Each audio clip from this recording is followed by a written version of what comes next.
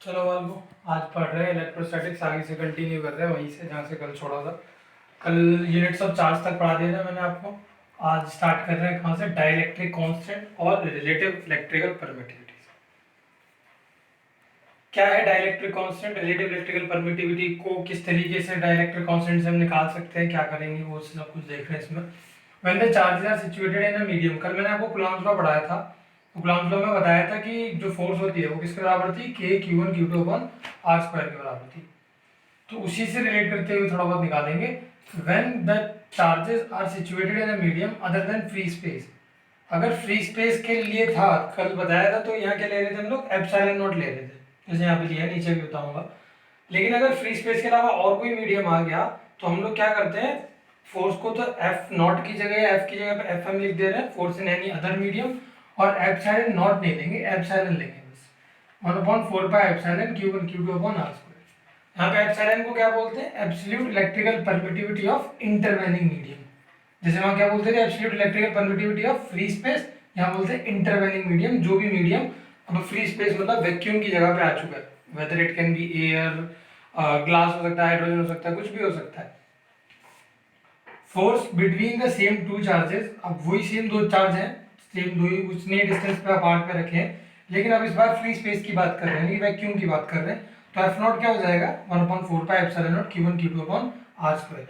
ये बोल दिया मैंने सेकंड इक्वेशन, इसे बोल दिया मैंने क्या, फर्स्ट इक्वेशन। दोनों को डिवाइड कर दिया, F naught upon F M, ये इनवर्सली प्रोपोर्शनल है, तो एफ नॉट के सामने एप्सिलॉन और अपॉन में एप्सिलॉन नॉट आ जाएगा। इस पूरे रेशियो को हम लोग क्या लिख देते हैं, एप्सिलॉन आर लिख देते हैं। एप्सिलॉन आर इसके रेशियो को बोल देते हैं, और इसी को हम लोग क्या बोल देते हैं, के भी बोलते हैं। और इसका नाम क्या है, डाइलेक्ट्रिक कांस्टेंट। क्या, किसका नाम है, के का नाम है डाइलेक्ट्रिक कांस्टेंट। यहाँ पे ई आर या एप्सिलॉन आर को क्या बोलते हैं हम लोग, relative electrical permittivity. Relative electrical permittivity क्यों बोल रहे हैं, क्यों, क्योंकि हम रिलेट कर रहे हैं किसी एक मीडियम की परमिटिविटी को दूसरे मीडियम की परमिटिविटी से। एप्सिलॉन नॉट किसकी मीडियम, कहाँ है परमिटिविटी, वैक्यूम की। और ये एप्सिलॉन कहाँ की है, जो भी मीडियम, इंटरवेनिंग मीडियम आ गया, वैक्यूम, एयर, वाटर, हाइड्रोजन, कुछ भी, उसकी। तो हमने एक मीडियम की परमिटिविटी दूसरे मीडियम की परमिटिविटी के साथ रिलेट करके एक नई चीज बना दी, तो इसलिए इसका नाम हमने क्या रखा, रिलेटिव इलेक्ट्रिकल परमिटिविटी। ये क्या है, ये एब्सोल्यूट इलेक्ट्रिकल परमिटिविटी है। तो ई आर को बोलते हैं हम लोग रिलेटिव इलेक्ट्रिकल परमिटिविटी, के को बोलते हैं डाइलेक्ट्रिक कांस्टेंट। के की वैल्यू अलग अलग मीडियम के लिए अलग अलग है। वैक्यूम के लिए हम याद करके चलेंगे, वैक्यूम के लिए के की वैल्यू 1 रहेगी। मोस्ट कॉमनली जो क्वेश्चंस होंगे उनमें वैक्यूम ही मीडियम रहता है। एयर के लिए 1.006 रहती है, और वाटर के लिए मैक्सिमम है, वाटर के लिए इसके लिए सबसे ज्यादा वैल्यू है 81। याद रखना, आगे कंसेप्चुअल क्वेश्चन जब आएंगे तो भी हम इस क्वेश्चन को करेंगे कि वाटर के लिए के की वैल्यू कितनी होती है। और डिफाइन किस तरीके से कर रहे हैं इसको, तो डाइलेक्ट्रिक कांस्टेंट की डिफाइन यहाँ पे लिख दिए। We can define dielectric constant of a medium as the ratio, किसका रेशियो है, absolute electrical permittivity of the medium to the absolute electrical permittivity of the free space. के रेशियो ही तो है किसका, absolute electric permittivity of the intervening medium, जो भी intervening medium है यहाँ पे हमारे पास में, और ये वाला। और दूसरा क्या है, दूसरी किस चीज के साथ है उसका रेशियो, एप्सिलॉन नॉट के साथ में, वो क्या है, relative electrical permittivity of free space. तो इन दोनों का रेशियो निकालते हैं, वही आता है हमारे पास के, जिसको हम लोग क्या बोलते हैं, डाइलेक्ट्रिक कांस्टेंट बोलते हैं। चलो भाई, सुपरपोजिशन प्रिंसिपल स्टार्ट कर रहे हैं। सुपरपोजिशन प्रिंसिपल बहुत इंपॉर्टेंट प्रिंसिपल है, और लगभग लास्ट हेडिंग ही समझ लो इस पार्ट की। सुपरपोजिशन प्रिंसिपल में कहा क्या गया था, पहले ये समझते हैं, फिर उसके बाद डायग्राम समझाऊंगा। इस प्रिंसिपल ने कहा था कि जो फोर्स है किसी एक चार्ज पे लग रही है, बहुत अलग अलग चार्जेस की वजह से, जो सारे चार्जेस रेस्ट पे हैं, तो वो फोर्स क्या होती है, वो फोर्स वेक्टर सम होती है बाकी सारे फोर्सेज के बराबर। बाकी सारे फोर्सेज जो भी चार्ज अपने इंडिविजुअल फोर्सेज लगा रहे हैं, उनकी फोर्सेज का वेक्टर सम कर दो, vector sum of all the forces on that charge due to other charges taken one at a time. एक बार में एक चार्ज फोर्स लगा रहा होगा। डायग्राम से समझने की कोशिश करते हैं। ये वही एक डायग्राम है जो पीछे हमने कूलॉम्स लॉ में बनाया था। स्पेस में मैंने एक चार्ज को रखा है क्यू नॉट, इस पे बहुत सारे चार्जेस अपने फोर्स लगा रहे हैं अलग अलग। Q1 इस पे Q1 फोर्स लगा रहा है, इस पे ये रिप्रेजेंट करा मैंने, ये जा रही फोर्स इसकी F01। Q2 इस पे फोर्स लगा रहा है Q0 पे, ये रिप्रेजेंट करिए F02। Q3 इस पे फोर्स लगा रहा है, इसे इस तरफ रिपेल कर रहा है, कौन सी फोर्स है, F03 वेक्टर है। ओरिजिन से इसका डिस्टेंस R0 वेक्टर, इसका R2 vector, R1 vector, R3 vector, इस तरीके से। ठीक है, डायग्राम समझ में आ गया होगा।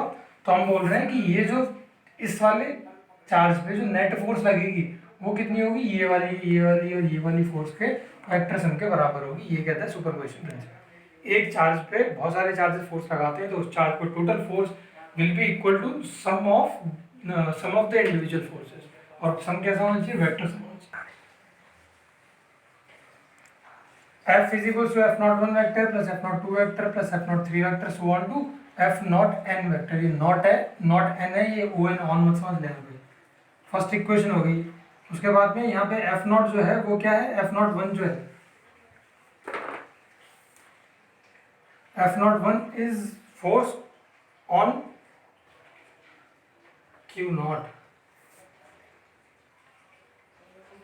Force on Q naught due to Q1।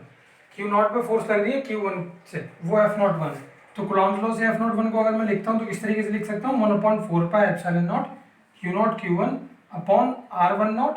याद होगा पीछे जब कूलॉम्स लॉ पढ़ाया था यहाँ पे F21 ले रहे थे तो यहाँ पे R12 ले रहे थे, तो वो समझाया था ऐसा क्यों ले रहे थे, वो वहाँ से देख सकते हो किसी को कन्फ्यूजन है तो। यहाँ मैं सिर्फ याद करने का तरीका बता रहा हूँ कि किस तरीके से ये रखते हैं, यहाँ जो भी होता है उसका उल्टा करके यहाँ लिखने के लिए, एक्सप्रेशन लिखने के लिए कैसे याद रखना है वो बता रहा हूँ। ये लॉजिक क्या है इसके पीछे वो कल की वीडियो में बताया था। F naught 1 है तो यहाँ पे क्या लिख लेंगे, 1 naught लिख लेंगे। नॉट 2 है तो यहाँ क्या लिखेंगे, 2 naught लिखेंगे। तो 1/4 pi epsilon naught Q naught Q1 upon R1 naught का स्क्वायर। R1 नॉट पे क्या आ गया, यूनिट वेक्टर आ गया उसका डायरेक्शन देने के लिए उसकी। उसके बाद F naught 2 vector 1/4 pi epsilon naught Q naught Q2 R2 naught का square, R2 naught unit vector. इसी तरीके से F naught n के लिए लिख दिया हमने।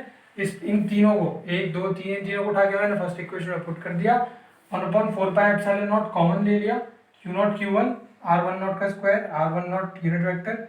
इसी तरीके से ये so on to Q naught Qn R naught Rn naught का स्क्वायर, Rn नॉट का यूनिट वेक्टर, ये लिख दिया।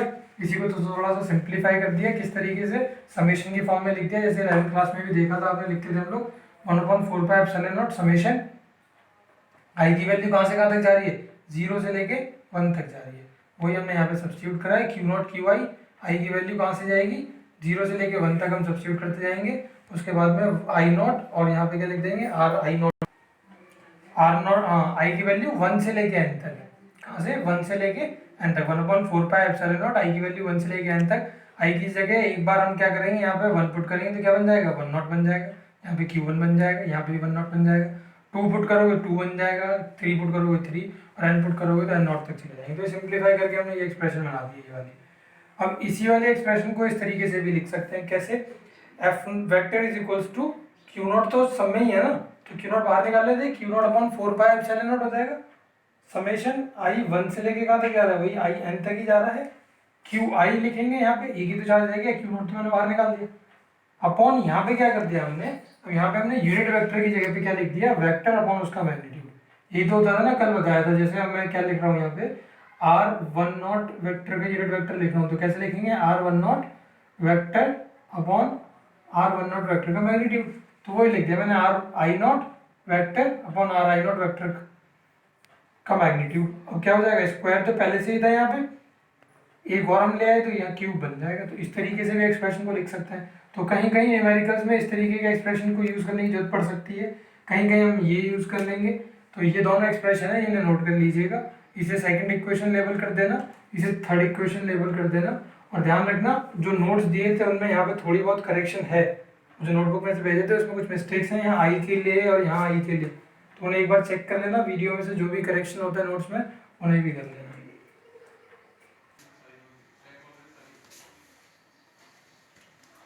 अब आगे बढ़ रहे हैं, कंटिन्यूस चार्ज डिस्ट्रीब्यूशन को करते हैं। लास्ट हेडिंग है आज के लिए भी और इस पार्ट की भी, ये खत्म हो जाएगा इसके बाद में ये वाला पार्ट। जाओ समझाओ, हम किसी और को बोला देंगे। सरफेस चार्ज डेंसिटी से स्टार्ट कर रहे हैं। सरफेस चार्ज डेंसिटी को डिनोट करने के लिए सिंबल क्या है हमारे पास में, सिग्मा। सिग्मा का फॉर्मूला क्या है, del Q upon del S.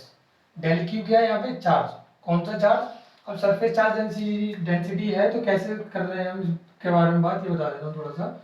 मान लो ये कोई शीट है मेरे पास में, यहाँ पे पूरे पे इस पे चार्ज डिस्ट्रीब्यूटेड है, बहुत सारा चार्ज है इस पे।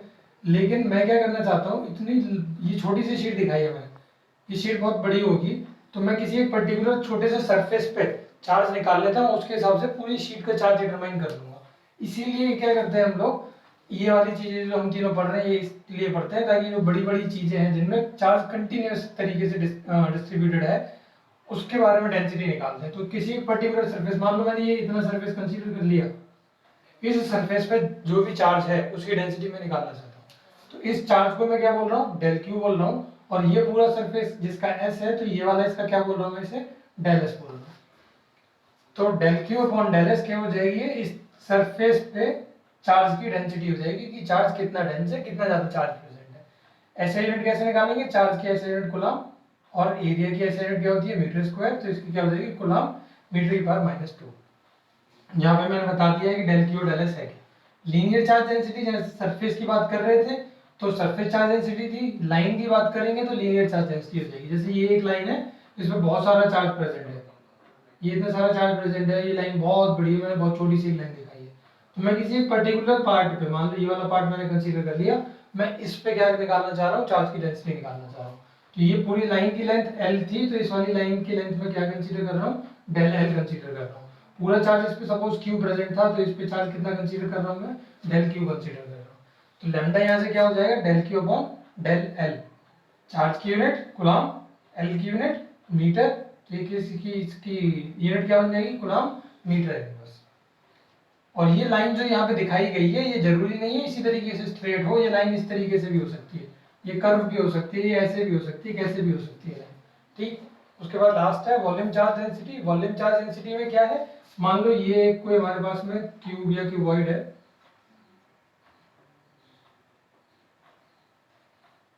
इस पर बहुत सारा चार्ज प्रेजेंट है, पूरे में यूनिफॉर्मली चार्ज डिस्ट्रीब्यूटेड है। मैं क्या कर रहा हूँ, सिर्फ इतने से एरिया में जो भी चार्ज प्रेजेंट है उसके लिए डेंसिटी निकालना चाह रहा हूँ। पूरे की वैल्यू वॉल्यूम सपोज करो V है, तो इस वाले की वॉल्यूम मैंने बोला कितनी हो गई, V होगी, डेल V होगी। और पूरे में चार्ज Q प्रेजेंट है, तो इस वाले सरफेस पे चार्ज कितना बोल दिया मैंने, डेल Q प्रेजेंट है। तो इसके लिए बोल रहे हैं तो रो से डिनोट करते हैं इसे, और रो का फॉर्मूला क्या हो जाएगा, del Q upon del V। Volume की यूनिट क्या होती है, मीटर क्यूब, तो इसकी ऐसे यूनिट क्या बन जाएगी, कूलम मीटर की पावर -3। ठीक है, तो ये था आज के लिए, ये आपका पार्ट खत्म हो गया यहाँ पे। इसके बाद कल से क्या करेंगे हम लोग, कल से न्यूमेरिकल स्टार्ट कराऊंगा इसी के, जितना भी अभी तक पढ़ा है आज सारा रिवाइज कर लेना, जिसके बेसिस पे ही कल से जो हम न्यूमेरिकल स्टार्ट करेंगे तो ही वो समझ में आएंगे। अगर समझ में सब कुछ आया हो, नहीं आया कोई तो आप कमेंट कर सकते हैं, सब कुछ समझ में आया हो तो वीडियो को लाइक करिएगा, शेयर करना अपने फ्रेंड्स के साथ में ताकि उनकी भी कुछ हेल्प हो पाए और वीडियो ज़्यादा से ज़्यादा प्रमोट हो पाए। Thank you.